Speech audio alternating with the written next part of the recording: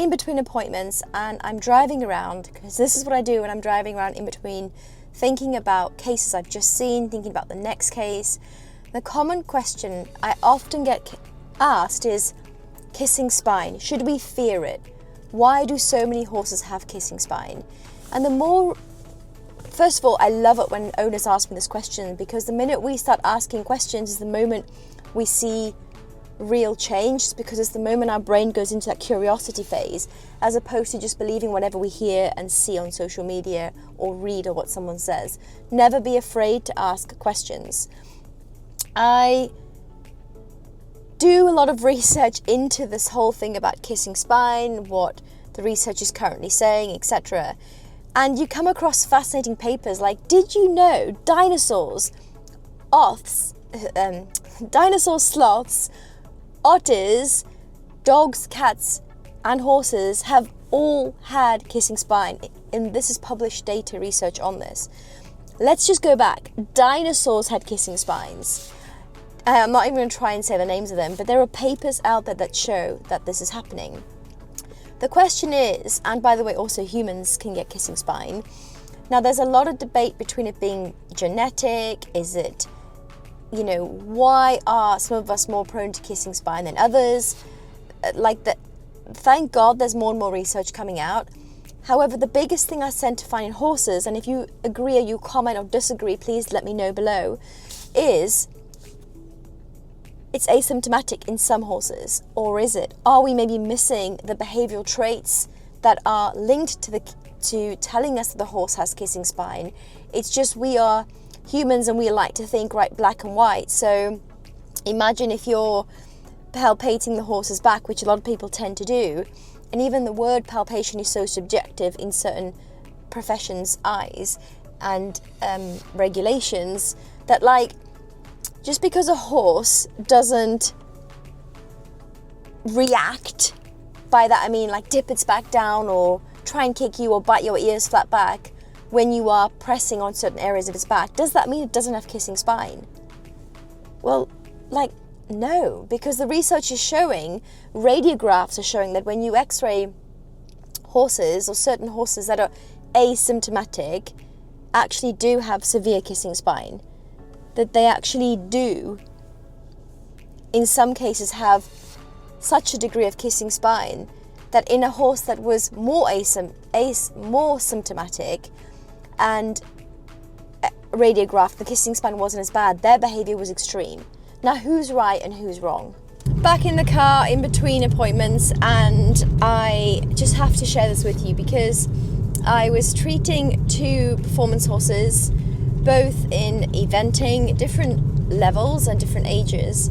However, we got talking about another horse that has had quite a tough start. And by that I mean, you hear this all the time where horses are produced at a young age, too soon, pushed extremely hard. I mean, to the point of they're talented, right?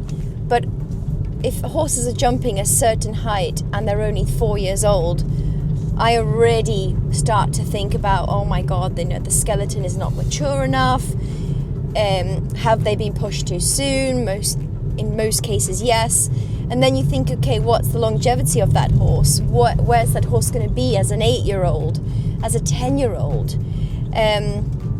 This very beautiful sports-looking horse was bought from the sales, vetted, clear. You hear the story, clear X-rays of the hocks, fetlock, stifles, back, and immediately after purchasing him, he started showing what we all classify, as unruly behavior or signs of discomfort. And luckily, these owners were very sharp to kind of get the vet involved and various therapists. And he had severe ulcers. I mean, not a surprise again, but such a shame because you always think, okay, ulcers, and then what? You treat the ulcers, guess what? They'll come back, because in my experience, again, not a vet, however, having worked with horses over 30 years now, you see these common patterns, and 100% the ulcers are usually secondary. I've very rarely come across a case where the ulcers are just solely due to the primary reason or cause. And this is what happened, and he went in for further investigation, further x-rays, nerve blocks, you name it, and guess what? Nothing was found. So he got turned away because that's going to magically fix it. But actually, for his mind, he was pushed so young. It was good to have that bit of a debrief and relax and just go and reboot and come down from that high energy dysregulated state. So I personally think it was actually a good thing for his mind, and these wonderful people came back with a different approach to bringing him back into work, where it was very slow in terms of months of groundwork, in-hand work with no tack. There's this big association, especially for a horse like this, that when they come in with the tack, that memory of pain. Again, she's had therapists out, she's had vets out to say everything's scanning clear from the stifle down. It could be SI pain, it could be, a bit of epaxial muscular pain, but the back has x-rayed clean. And again, in my professional opinion and experience, and I again 100% comment below and feel free to share your thoughts, the SI for me is not usually an area that I would go to, even if on palpation there's a reaction to the SI. I've worked with many top level performance horses where they've had rotational falls out eventing, they flipped over backwards, and yes, you can visibly see damage to the ligaments of the sacroiliac, because those ligaments up there are so thick and broad. And when you look at, I've not personally done a dissection of the sacroiliac, however, watching videos and doing the research into it, it's such a deep shear force joint. It's not a traditional joint of a ball and socket, that it is a stability joint, so it shouldn't have movement in the SI. It's not something I will usually agree with, that there's anything wrong with it. And for me, it's normally the associated mechanisms and structures that link the pelvic girdle onto the spine. We're talking about things like the intertransverse joints. We're talking about the psoas groups of muscle, the three iliacus, psoas major, psoas minor. We're talking about the lumbar sacral junction. We're talking about the thoracolumbar junction. These 5 areas, the coxofemoral joint, are what really make that a horse's pelvic girdle function, but also make this terms of extension and all that we're seeking in horses. Sorry.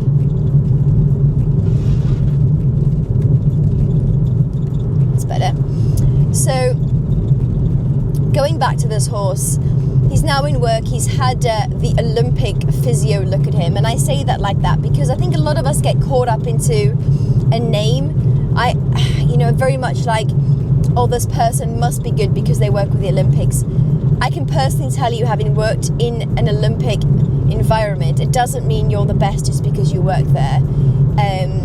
For me, I don't really care about titles. I care about the results for animals and people having no ego, coming together for the benefit of the animal, for the horse in front of them. And this horse was treated 10 days ago by an Olympic physio. Again, for me, that physio, fantastic, and she does really well. However, there's something missing, because 10 days afterwards, and yes, horses respond differently to different therapists and different ways of treating. And I'll always say, look at your horse, feel the difference. If you don't feel the difference, there's so many different therapies out there that something will work for you and your horse. So the rider is saying, and there's something not right under saddle. So guess what my logical brain is saying? Why are we not, slow down, why are we not assessing this horse from a lameness or functional, dysfunctional perspective from the ridden? Why are we obsessed with only seeing it from the ground, because from the ground, every single vet that's seen the horse and every single therapist that's seen the horse is saying, okay, this horse is sound, there's nothing wrong. But you as the rider, or this particular rider, is getting on and going, there's something wrong with that right hind, I'm feeling it, something wrong. Now bless her, this rider's a young girl and she's thinking to herself, I feel it, but obviously you can see she's lacking a little bit of doubt in her. And she said, I feel like I want to work him through it, Nika. And I haven't seen him today, and I've asked them to, for me to give a very objective assessment and clear direction for them is for me to look at him hands-on, because, you're hearing, and I'm a seer. I'm a seer and a doer, so I'd like to see and do going forward with him. So we're going to book him in for an assessment where I see him without the rider, with the tack, with the rider and the tack. Process of elimination. Guys, let's keep it simple. The KISS theory, keep it simple, silly, or keep it simple, stupid, whatever word you want to say. I don't like using the word stupid, so keep it simple, silly. The KISS theory, when you start to either put variables together or take variables away, you get to the root answer a lot quicker. I'll keep you updated and let you know what goes on. What is scary and frustrating all in one go is the fact that we are looking in isolation. So, for example, with kissing spine, there might be an area of the spine where the kissing spine has been diagnosed. However, the spine is one functional unit. It has a knock-on effect, like a chain reaction to the entire body, not just that localized area where the kissing spine has been officially diagnosed. And this really rubs me up in the wrong way, because I will hear, I've been to the vet, this horse has kissing spines in the mid-thoracic spine. It's been injected, and we've done 6 weeks of rehab, and I'm a bit shocked that this horse is not using his back properly, and he still won't bend to the right. He still feels hollow and bulged, and he won't use his core. I'm like, it's not the owner's fault. It's not the owner's responsibility. As professionals, therapists should be coming together and explaining and setting expectations about now that one area has been identified does not mean that it's just a case of injecting that area, doing 6 weeks of walking work, and then your horse will magically be able to canter properly or magically be able to use his back. It'll take months, and it's this expectation that is not being set and honestly spoken about. And if there's one thing you take from my videos, from my channel, please, it's the ability to ask questions, especially when you are with your experts, because when you start to ask questions, you start to get to the truth. You start to uncover more answers because you become curious. And the second thing is, any joint that has been injected, or any area that has been injected and has been diagnosed with a pathology, takes time to rehab. It takes corrective exercises that, yes, can be frustrating, and oh my God, it never happens that rehab is a linear process of improvement every day. With the correct team around you, it'll make the process easier for you. But my God, it is one of the most frustrating things is rehab, especially if you have a time period for a competition or an event or something. The best thing I can say to you is lower your expectations and embrace the journey, because some days they look awfully lame and uncomfortable. And other days you think, oh my God, this is working, we're making progress. This is the reality of rehabbing your horse, or rehabbing a horse. I really want to say as well, going back to this thing about the chain reaction and the functional unit of, for example, the spine.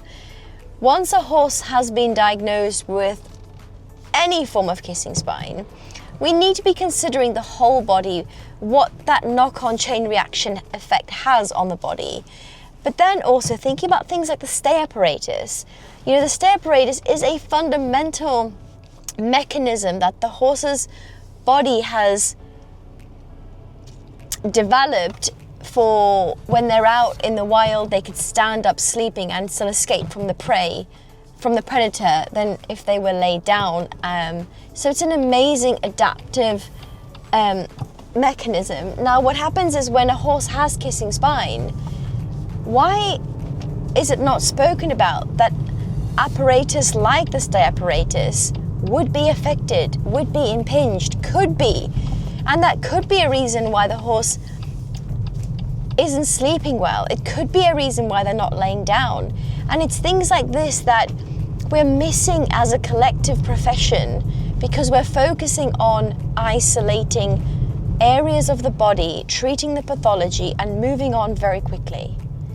I truly believe that if we take more time in the initial diagnosis, and even once an area has been injected, then it's the case of deeper diving into what that area has had a knock-on effect on the rest of the body, and then treating and supporting the body in those areas of development. And I say development because, like I said, some days of that rehab journey you'll think, oh my God, this is disastrous, there's no improvement. And then other days you're like, we're making progress, there's been change, and everything just comes together. So the key point here is work with a team, think holistically, keep asking questions, and every single day assess, ask, adjust. Assess, ask, and just. Listen to your horse's behavior.